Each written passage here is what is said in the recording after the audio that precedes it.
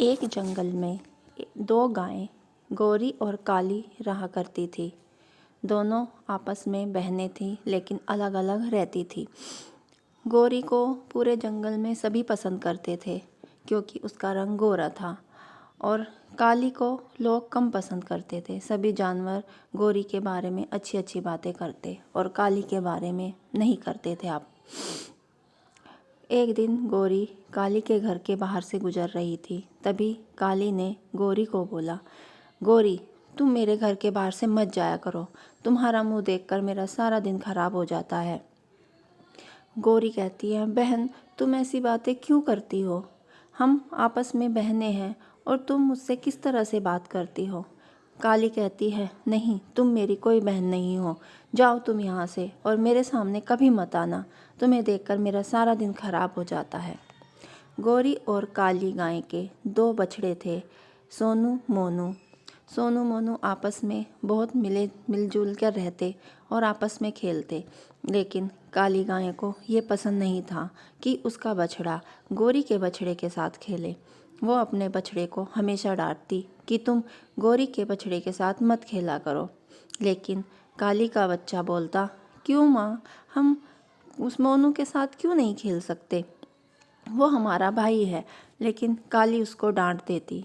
एक दिन मोनू और सोनू दोनों बछड़े खेल रहे थे। खेलते खेलते दोनों ने कहा कि चलो कहीं हमारी माँ ना देख ले, फिर वो हमें डांटेगी। हम जंगल में जाकर खेलते हैं। वो दोनों बछड़े जंगल की ओर चल दिए और जंगल में जाकर खेलने लगे। खेलते खेलते एक बछड़ा, काली का बछड़ा, दलदल में जा गिरा, जिससे वह दलदल में फंस गया। तभी गोरी का बछड़ा उसको कहता है कि सोनू, तुम चिंता मत करो, मैं अभी तुम्हें बाहर निकाल लूँगा। वो कहता है, मोनू, मुझे जल्दी से बाहर निकालो, मुझे बहुत डर लग रहा है। तभी गोरी का बछड़ा भागा भागा जाता है और काली गाय के पास जाकर बोलता है, मासी मासी, जल्दी चलो, जंगल में सोनू दलदल में फंस गया है।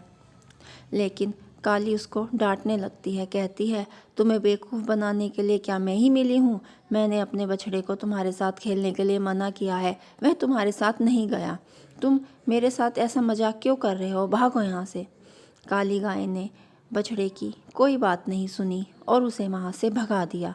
वह भागा भागा फिर अपनी माँ के पास गया और बोला, माँ माँ, जल्दी चलो, सोनू जंगल में दलदल में फंस गया है। यह देखकर गोरी गाय घबरा गई और अपने बछड़े से बोली, चलो जल्दी मुझे वहाँ ले चलो।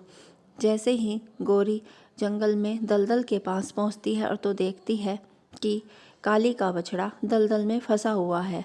वह उसको कहती है, मेरे बच्चे, तुम चिंता मत करो, मैं अभी तुम्हें बाहर निकाल लूँगी। ये सब पेड़ पर बैठा कालू कौवा देख रहा था।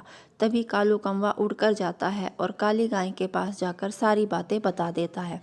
तब काली गाय घबरा जाती है और दौड़ी दौड़ी जंगल में दलदल के पास आती है और कहती है, देखा गोरी, मैं तुम्हें इसलिए मना करती थी कि तुम मनहूस हो। देखो, तुम्हारे बच्चे के साथ खेलते खेलते मेरे बच्चे के साथ क्या हो गया। तभी गोरी गाय काली गाय को बोलती है, बहन, तुम ऐसा क्यों बोल रही हो? हमें अभी अपने बच्चे को बचाने के बारे में सोचना चाहिए, और तुम कैसी बातें कर रही हो? तभी गोरी इधर उधर देखती है और एक पेड़ से एक लकड़ी तोड़ कर लाती है और सोनू को लकड़ी पकड़ने को कहती है। सोनू लकड़ी को पकड़ लेता है और गोरी उस बछड़े को बाहर निकाल लेती है। लेकिन बाहर निकालते वक्त बछड़ा तो बाहर निकल जाता है, लेकिन गोरी का पैर दलदल में फंस जाता है और गोरी गाय दलदल में गिर जाती है। तभी गोरी गाय का बछड़ा ज़ोर ज़ोर से रोने लगता है, माँ माँ माँ, तुम जल्दी से बाहर निकलो, मैं तुम्हारे बिना नहीं रह सकता, तुम्हें कभी कुछ ना हो जाए। तभी काली गाय यह देखकर रोने लगती है और उसे अपनी करनी पर बहुत पछतावा होता है कि जिस गोरी को वो बार बार मनहूस मनहूस कह रही थी, आज उसी ने उसके बच्चे को बचा लिया और खुद दलदल में जा गिरी।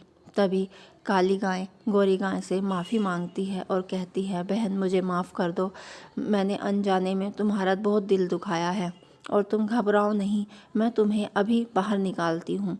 तभी काली गाय उसी लकड़ी को उठाकर दलदल में फेंकती है कि बहन गौरी, तुम इसको पकड़ लो और बाहर निकल जाओ। लेकिन गौरी गाय लकड़ी को पकड़ लेती है, लेकिन उसके हाथ से वो लकड़ी फिसल जाती है और वह दलदल में जा गिरती है और दलदल में नीचे डूब जाती है। तभी गौरी गाय का बछड़ा बहुत रोता है, वह माँ माँ करता है। तभी काली गाय अब बछड़े को अपने साथ घर ले जाती है और कहती है, बेटा तुम्हारी माँ हमेशा हमारे साथ है, आज से तुम मेरे बच्चे की तरह ही रहोगे, मैं अपने बच्चे जैसा प्यार तुम्हें करूँगी। और इस तरह काली गाय को अपनी करनी पर पछतावा आता है और वह गौरी गाय के बछड़े को अपने ही बछड़े की तरह हमेशा पालती है और दोनों बच्चों को साथ साथ रखती है, साथ साथ दूध पिलाती है। दोस्तों, इस कहानी से हमें सीख मिलती है कि हमें कभी भी किसी को कुछ गलत नहीं बोलना चाहिए, क्योंकि हमारे मुंह से निकले हुए शब्द पता नहीं कब सच हो जाएं। अगर आपको हमारी कहानी अच्छी लगी हो तो हमारे चैनल को सब्सक्राइब करना मत भूलना। धन्यवाद।